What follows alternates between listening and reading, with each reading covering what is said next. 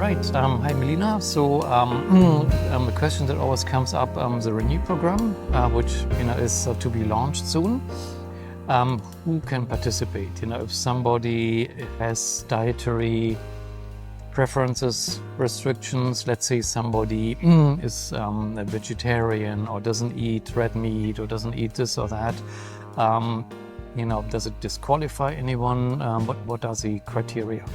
So we're trying to keep it as flexible as possible and accommodate everyone's dietary preferences. The one exception I would say is if someone's vegan, just because that is very challenging for us.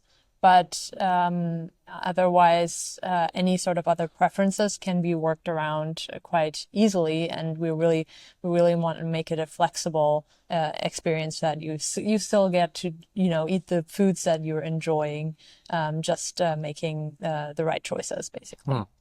Can people still eat a steak, let's say? Yes.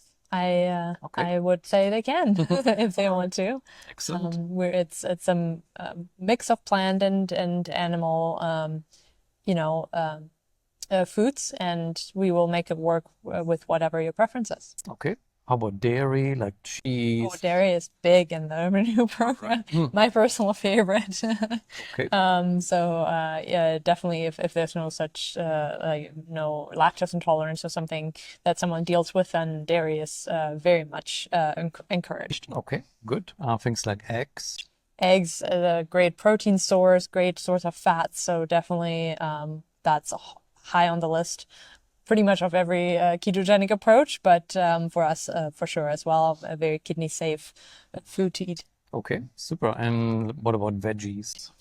Vegetables, I mean, we're teaching a ketogenic approach, so we're watching for the carbohydrates. So any carb heavy vegetables are not encouraged, but all the low carb vegetables that are also low in oxalates are definitely part of the program, and they are really there to get your fiber in every day. So there are some guidance we give on vegetables, but they're definitely part of the program. Okay, so some vegetables are pretty much no, like things like potatoes, for example. Right. Yeah. Yeah, so all the starchy vegetables, potatoes, but also grains, right? Yeah, so anything grains, pasta, bread, pizza dough, cakes. Too high in carbohydrates, unfortunately. Right. Yeah.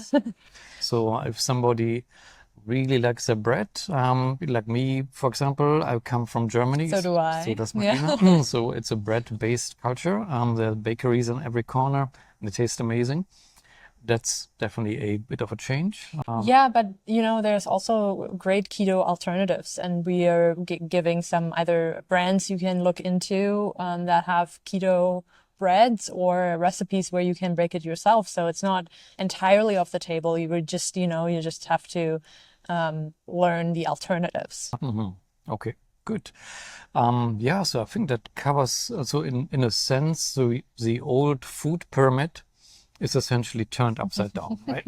So yes, in the old food pyramid, you had the grains and all the carbs at the bottom, and the standard American diet has like 60% of the energy comes from carbohydrates, which sounds good, but it's actually terrible because that's what gives people obesity and the metabolic syndrome and diabetes and so on. So on a very low carb regimen, that's all turned upside down. So the fat comes first. Okay, good.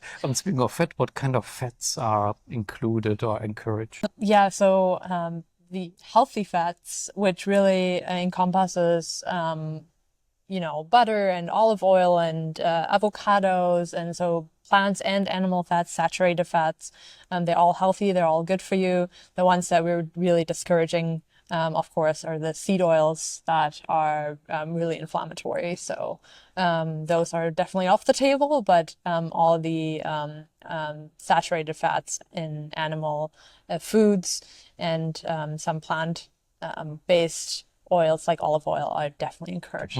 Good. So seed oils, the bad oils are things like soybean oil, canola oil, sunflower seed. What else do we have? vegetable, sometimes they just call them vegetable oil, oils, you know, yeah. and then it's a mystery what's actually in there. So those are all the cheap oils, and you get them everywhere. And Margarine is big oh, on those, margarine, yeah. yes, right. So those are all actually really not good for people, anyway. Highly processed, highly inflammatory. Right. Okay, good. Well, I think that covers, well, actually one question that always comes up is protein, right? So people with kidney disease are often told, oh, you got to restrict your protein. You know, you got to limit it to like super, super low values. And what is our philosophy there? Well, based on, the current evidence, actually, that is more harmful than good, especially when people still have, relatively normal kidney function.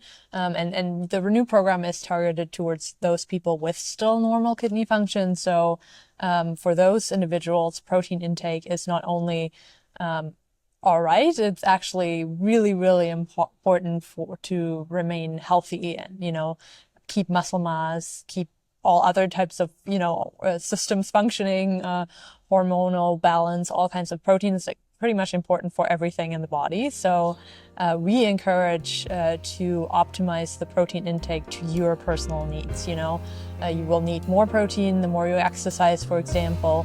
And we also teach and encourage exercise in the program. So we definitely are big on teaching people to get the protein intake that will, make them stay healthy as long as possible. Good, wonderful. Well, great. Well, that's a quick overview of what are the kinds of foods that are included there. Great, thanks, Melina. You're welcome.